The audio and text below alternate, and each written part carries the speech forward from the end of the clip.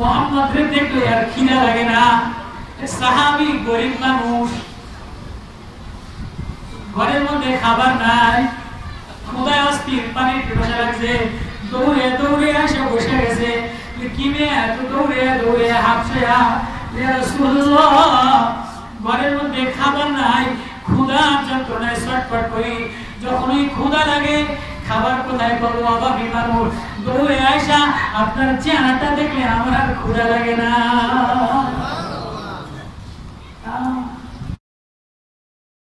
আবু বকরের ছোট্ট মেয়ে হাফসা হিজরত করে তো চলে গেছে।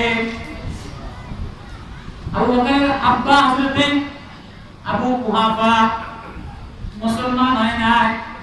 যেই শুনছে বড় ছেলে নবীর নিয়ে সব গাঠি বস্তা নিয়ে চলে গেছে, নাতিদের জন্য অন্তরে মায়া লাগে, তাড়াতাড়ি রাত্রেবেলা আসছে, আসে বলে আবু বকর সব কিছু নিয়ে গেছে, আমার নাতি পুতির জন্য কিছু রাখে নাই। ছোট্ট ছেলে হাফসা বলে দাদাজি না না, আমার আব্বা কিছু নাই নাই, সব কিছু রেখে গেছে, কিছু নাই ঘরের মধ্যে, গাঠি সামান সব নিয়ে গেছে। হযরতে হাফসা কতগুলি পাথর নিয়ে এই সানসেট এই তাকের উপরে রাখিয়া, হযরতে আবু কুহাফা কাফের মুসলমান হয় না এখনো, দাদারে বলে দাদা দেখেন এই যে আব্বা অনেকগুলি স্বর্ণের দানা রাখিয়ে গেছে।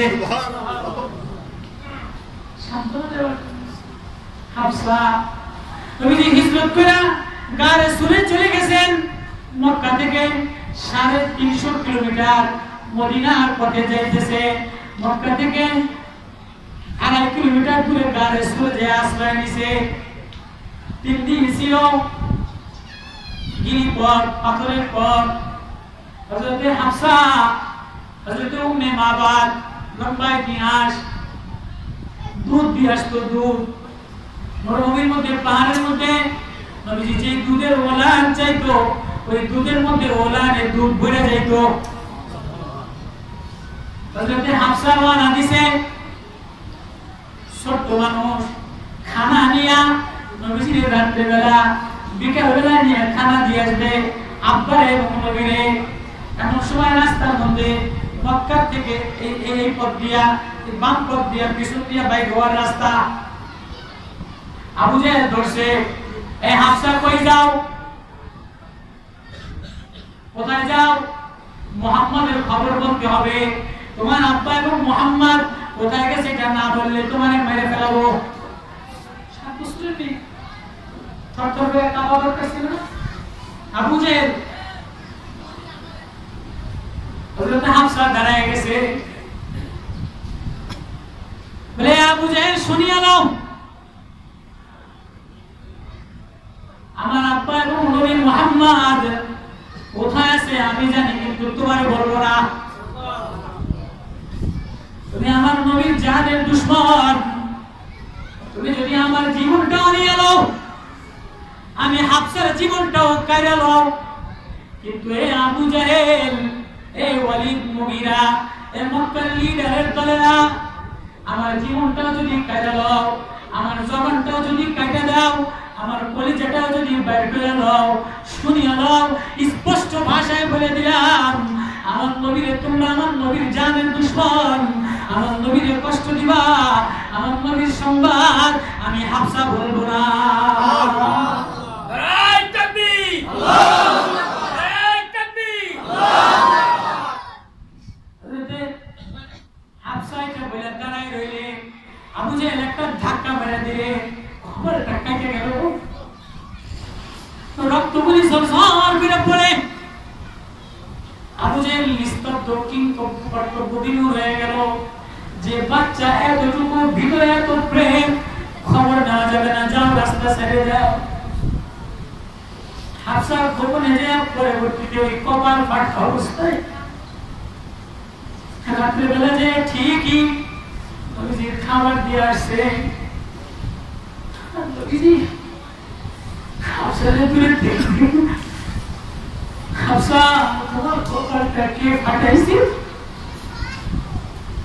হাফসা বলে নবী রে, আবু জেহেল আমার রাস্তার মধ্যে ধরছিল, তো সে কপাল ফাটে গেছে, আমার ধাক্কা দিয়ে ফেলাই দিয়েছে।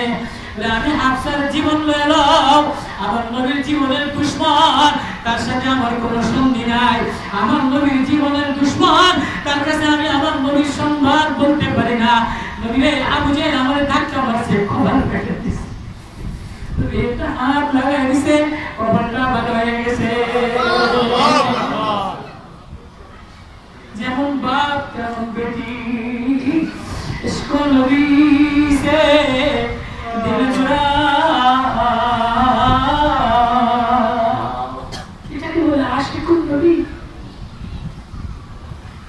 নবী সারা মক্কা আপনার পাগল, যে আপনারে দেখে, যদিও কাফের কিন্তু গোপনে গোপনে আপনারে দেখে, বলে মুহাম্মদরে দেখলে কলিজাটা ঠান্ডা হয়, মুহাম্মদরে দেখলে আর খিদা লাগে না। সাহাবী গরিব মানুষ, ঘরের মধ্যে খাবার নাই, ক্ষুধায় অস্থির, পানি পিপাসা লাগছে, দৌড়ে দৌড়ে এসে বসে গেছে। কি মেয়ে এত দৌড়ে দৌড়ে হাফসা, ইয়া রাসূলুল্লাহ ঘরের মধ্যে খাবার নাই, ক্ষুধা যন্ত্রণায় ছটফট করি, যখনই ক্ষুধা লাগে খাবার কোথায় পাবো, অভাবী মানুষ, দৌড়ে আয়সা আপনার চেহারাটা দেখলে আমার আর ক্ষুধা লাগে না।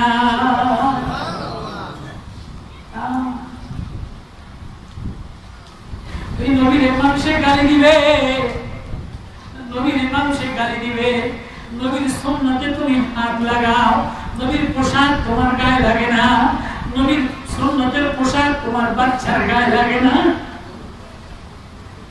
তুমি আবার উম্মত বলে দাবি করো,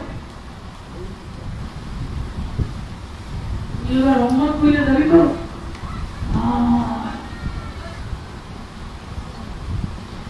আল্লাহ নবীর আশিক বানাই, কি নবীর আশিক হতে চাই না?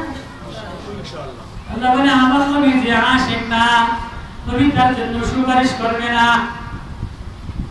আমি নিজে আমার নবীর আশিক, আমার নবীর মনটা চেহারাটা মলিন।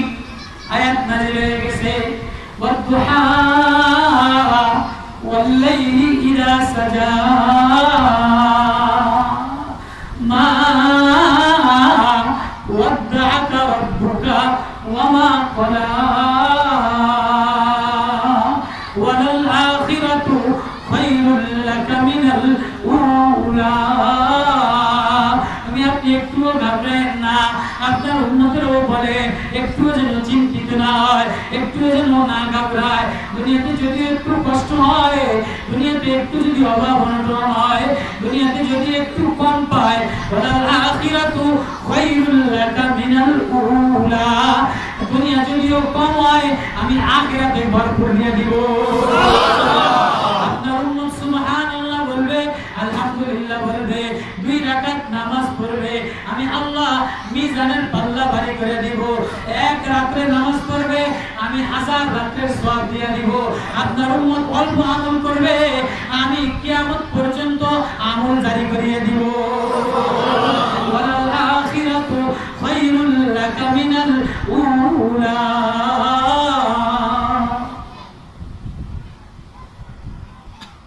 ওয়ালাসাউফা ইউতিকা,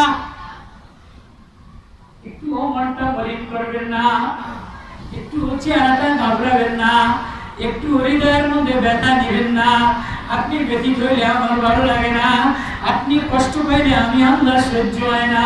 আপনি কিসে রাজি? আমি আল্লাহ তাতে রাজি। আল্লাহু আকবার। ওয়ালাসাউফা ইউতিকা, আমি আপনারে দিয়া দিব। আপনি যেমনি চান, যা চান তাই দিয়া দিব। আপনি দুনিয়াতে চান, আল্লাহ বলেন আমি দুনিয়া চাই না। তাহলে আপনি কি চান?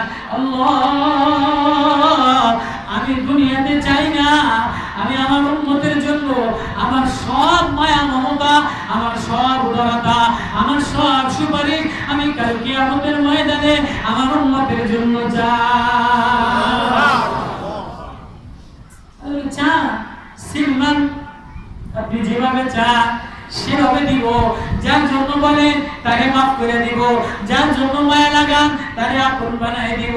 ওয়ালা সাউফা ইউতিকা রাব্বুকা ফাতারদা, আপনি যাতে রাজি হবেন, আপনি যেমনি রাজি হবেন, আমি আল্লাহ তেমনি আপনার পরে রাজি।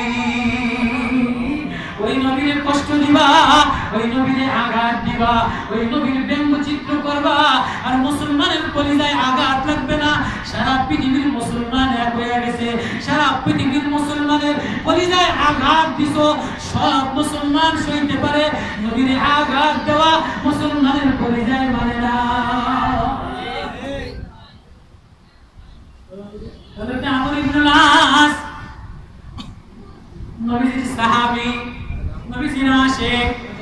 এই যে ফ্রান্স, এই যে পারস্য প্যারিস, ওমরের জামানায় আমর ইবনে আস সেনাপতি, এই জেরুজালেম, এই যে ইহুদিদের জেরুজালেম, পারস্য প্যারিস, এই দেশে গেছে দেশ বিজয় করার জন্য। মুসলমানদের বিজয় হয়ে গেছে। জেরুজালেমের বর্ডারে, জেরুজালেমের সীমানায় ইহুদিরা, তৎকালীন ইহুদিরা ঈসা নবীর মূর্তি বানায় রাখছে। ঈসা নবীর মূর্তি বানায়, আমাদের দেশে যেরকম বিভিন্ন জায়গায় বড় বড় সরকারের মূর্তি বানায় রাখে, এই যে দেশে মূর্তি থাকে ওই দেশে খোদার রহমত আসে না। ঠিক ঠিক। যে দেশে ভাস্কর্যের নামে মূর্তি বানায় ওই দেশে আসমানের গজব নাজিল হয়। বলার মতো কেউ নাই। বাক রুদ্ধ করে দিছে, এক করোনার অজুহাত দিয়া মাহফিল বন্ধ করে দিয়ে, ওলামায়ে কেরামের জবান বন্ধ করে দিয়ে, ও জেনে নাও সারা পৃথিবী নিস্তব্ধ করা যায়, সারা পৃথিবী ভয় দেখানো যায়। মুসলমানের কলিজার মধ্যে যে ঈমান লুকায়িত আছে, এই ঈমান সারা পৃথিবীর কিছু দিয়া নিস্তব্ধ করা যাবে না, যাবে না, যাবে না। জেরুজালেমের বর্ডারে ঈসা নবীর মূর্তি বানায় রাখছে। আমর ইবনে আস সেনাবাহিনী নিয়া ওমরের জামানায় জেরুজালেম, এই প্যারিস, ফ্রান্সের বর্ডারে গেছে। মুসলমান সেনাপতিরা ঢুকছে, মুসলমানদের বিজয় হয়েছে। ঘটনাচক্রে ইহুদিদের পাদ্রী, ইহুদিদের গুরু ঠাকুর যে সে ঈসা নবীর মূর্তির নাকটা ভেঙে ফেলাইছে। ওই যে মূর্তির নাক ভাঙিয়া রাত্রেবেলা গোপনে লুকায় গেছে। সকালবেলা প্রেসিডেন্ট এলান করে দিছে, আমাদের নবীর মূর্তির নাক যে ভাঙছে, বলে যে নতুন মুসলমানরা আসছে, মুসলমান সেনাপতিদেরকে বয়কট, অ্যারেস্ট করো। এরা যদি আমাদের নবীর নাক ভাঙছে, এদের সবাই ফাঁসির কাস্টে শুলিতে চড়াও, যতক্ষণ স্বীকার না করবে জেলখানায় বন্দি দিয়া শাস্তি দাও। সব জেলখানায় বন্দি। কেউ তো ভাঙে না, মুসলমানরা জানে না, সবাই অস্থির, সবাই প্রেশান, সবাই রিমান্ডে নিছে। মুসলমান রিমান্ডে তো নিছে, কিন্তু মুসলমানরা তো ভাঙে নাই। তাদের দাবি আমাদের নবীর মূর্তিকে ভাঙছে, এটা স্বীকার না করলে, না কেউ স্বীকার করে না। এবার ফ্রান্সের প্রেসিডেন্ট সিদ্ধান্ত নিছে, জেরুজালেম প্যারিসের প্রেসিডেন্ট সিদ্ধান্ত নিছে, মুসলমানরা যদি স্বীকার না করো তাহলে এক কাজ করো, এক বুদ্ধি করছে, এখানে যে জায়গায় ঈসা নবীর মূর্তি ছিল এই জায়গায় তোমাদের নবী মুহাম্মদের একটা মূর্তি বানানো হবে, এবং বানায়া মুহাম্মদের মূর্তি বানায়া তার নাকটারে ভেঙে ফেলানো হবে লোক সমাজে। যদি স্বীকার না করো তাহলে এই তোমাদের সমস্ত দেশের মানুষের সামনে, মুসলমানদের সামনে নবী মুহাম্মদ রাসূলুল্লাহ সাল্লাল্লাহু আলাইহি ওয়াসাল্লামের তার একটা মূর্তি আমরা বানাবো, বানায়া তার নাকটা এই লোক সমাজে আমরা ভেঙে ফেলাবো। যদি তোমরা স্বীকার না করো তাহলে আমরা এই কাজ করব। মুসলমানরা অস্থির হয়ে গেছে, পেরেশান হয়ে গেছে। হ্যাঁ, কি বলে, এক তো রিমান্ডে নিছে, তারপরে যদি আবার আমাদের নবীর মূর্তি বানায়া নাক ভাঙবে, নাক কাটবে, বেইজ্জত। মুসলমানরা জেলখানায়। সকালবেলা মুসলমান সেনাপতি আমর ইবনে আস রাদিয়াল্লাহু তাআলা আনহু, আল্লাহর নবীর সাহাবী, প্রেসিডেন্টের সামনে হাজির। লোক সমাজে যে বলে, ও জেরুজালেমের প্রেসিডেন্ট, ও ফ্রান্সের প্রেসিডেন্ট, তোমাদের ঈসা নবীর মূর্তির নাক আমি ভাঙছি আমার এই লোক সমাজে ফাঁসির কাস্টে ঝুলাইয়া দেয়। তবুও আমার নবী মুহাম্মাদের মূর্তিও বানাইতে পারবে না, আমার নবী মুহাম্মাদের মূর্তির নাকও ভাঙতে পারবে না। আমি আমর ইবনে আস আমি ভাঙছি আমারে প্রকাশ্যে ফাঁসির কাস্টে ঝুলাইয়া দাও। ফয়সালা হয়ে গেছে। প্যারিসের প্রেসিডেন্ট, এই যে ফরাসি প্যারিস জেরুজালেমের প্রেসিডেন্ট ফয়সালা করছে লোক সমাজের সামনে মুসলমানদের সেনাপতি, মুসলমানদের সিপাহসালার আমির আমর ইবনে আসরে লোক হাজার লাখ লাখ মানুষের সামনে ফাঁসির কাস্টে ঝুলাবে, সেই ঈসা নবীর নাক ভাঙছে অপরাধে। এমন সময় ইহুদিদের পাদ্রী ওই যে নাক যেটা ভাঙছে এটা নিয়ে ফাঁসির কাস্টে ঝুলানো লাগে, টক টক করে করে দৌড়ে দৌড়ে আসে বলে, ও ফ্রান্স প্যারিস জেরুজালেমের প্রেসিডেন্ট, সাবধান, মুসলমানের গায়ে হাত দেওয়া যাবে না। এই যে আমি তোমাদের বড় আলেম, এই যে আমি ইহুদিদের পাদ্রী, এই দেখো আমার হাতে নাক, আমি এটা তাওরীত কিতাবের মধ্যে পাইছি। প্যারিস মুসলমানরা দখল করবে, ফ্রান্স মুসলমানরা আসবে, একদিন ঈসা নবীর মূর্তির নাকটা আমি ভাঙবো। মুসলমানরা তাদের নবীর হৃদয়ের মধ্যে এত ভালোবাসে, এত মায়া লাগে, তাদের নবীর মূর্তি বানাইবা, নাক ভাঙিয়া দিবা, এটা কোনো মুসলমান জীবন থাকতে সহ্য করবে না। এই যে আমর ইবনে আস সেনাপতি দেখায় দিল, আমারে ফাঁসির কাস্টে ঝুলাই দাও, আমার শহীদদেরকে ঝুলাই দাও। কিন্তু মুহাম্মদুর রাসূলুল্লাহ, যিনি আমাদের কলিজার, আমাদের হৃদয়ের স্পন্দন, আমাদের জান, আমাদের মায়া, আমাদের ভালোবাসা, আমাদের প্রেম, তার নাক ভাঙবা এটা মুসলমান সহ্য করতে পারবে না। এই ইহুদি পাদ্রী মূর্তির নাক প্রকাশ্য দেখায় বলে, মুসলমান তো ওই জাতি যে জাতির মধ্যে নবীর মায়া দ্বারা ভরা। এবার প্যারিসের প্রেসিডেন্ট, হাজার হাজার মানুষ ওই জমানায় আমর ইবনে আসের হাতে মুসলমান হয়ে গেছে। যুগ থেকে প্যারিস মুসলমানদের দখলে, লম্বা 800 বছর মুসলমানদের, ফ্রান্সের মুসলমানদের রাজত্ব ছিল। আল্লাহু আকবার। কিন্তু মুসলমান যেদিন নবীর সুন্নাত আবার ছাড়ছো, যেদিন থেকে ইহুদি স্টাইলে চলা শুরু করছো, বিজাতি স্টাইল ঘরের মধ্যে ঢুকছে, মুসলমান আবার তোমার নবীর নিয়া ব্যঙ্গচিত্র করছে। মুসলমান আবার সজাগ, সাবধান, ভুল করতে পারি, গুনাহ করতে পারি, কিন্তু হৃদয়ের স্পন্দন, কলিজার মায়া হলো মুহাম্মদুর রাসূলুল্লাহ। আমার নবীর নিয়া কার্টুন বানাবা, আমার নবীর কিছু বলবা, এটা মুসলমান কোনোদিন মানবে না।